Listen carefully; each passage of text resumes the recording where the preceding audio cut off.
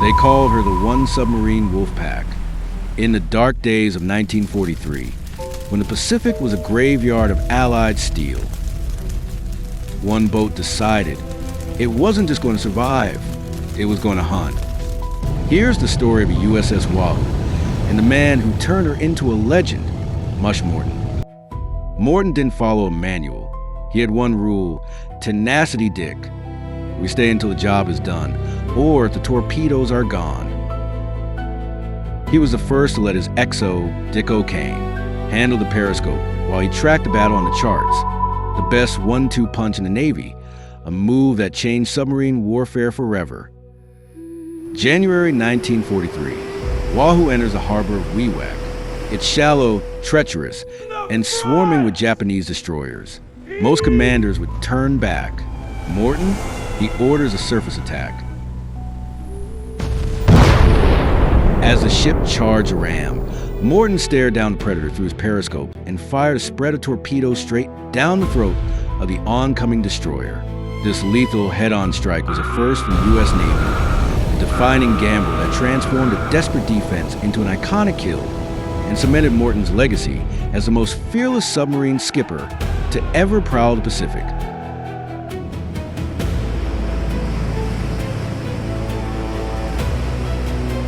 By her 7th patrol, Wahoo was a ghost story the enemy told themselves. She had sunk 20 ships. She was the first American sub to penetrate the Sea of Japan, the Emperor's backyard. They were untouchable. They were the kings of the deep. But luck is a finite resource in the silent service. On her 7th patrol, the Wahoo's luck ran out. As she attempted to exit the Sea of Japan, she was spotted by a Japanese coastal battery. The hunter became the hunted. For hours, the Japanese dropped depth charges. Inside, the temperature soared to 100 degrees. Oxygen was failing. Morton looked at his men. They knew there was no escape in these shallow waters.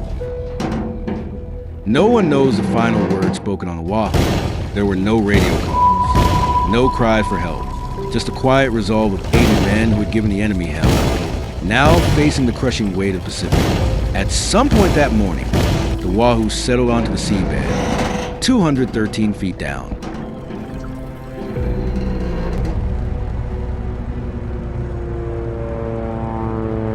In December 1943, the Wahoo was officially declared overdue and presumed lost, leaving 80 families with only a telegram and a lifetime of questions. In the years that followed, the legend grew. General MacArthur awarded Mush Morton the Distinguished Service Cross, and the Navy honored him by commissioning the destroyer USS Morton. Then in 2006, the Wahoo was finally found. An international team and Russian divers, searching for their own lost vessel, followed a sonar goes 213 feet down into the dark. And there she was. She hadn't been obliterated, as the Japanese bombs had claimed. When they found her, the Sea of Japan surrendered a time capsule. She was sitting upright in the sand, remarkably intact, still facing the direction of the open water she almost reached. The discovery didn't bring closure. It gave the Wahoo a new chapter, a silent testimony to the grit of the silent service. For over half a century, the final resting place of the USS Wahoo was a secret kept by the geography of war. She was a legend without a home, a memory on a plaque, missing and presumed lost. Her story concluded abruptly in the cold, treacherous Pérouse Strait, 2 days after she should have been safely through. In the silent service, the steel doesn't protect the men, it becomes them.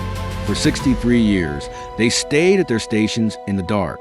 But today, there's a marker on the map. There's a place to say goodbye. The Wahoo is no longer lost. She is home. Mush Morton once said he'd stay until the torpedoes were gone. He kept his word. Today, the One-Submarine Wolfpack sits in the quiet dark, upright and undaunted. 80 heroes, one boat, a legacy that will outlast the ocean itself. To the Wahoo, overdue but never forgotten.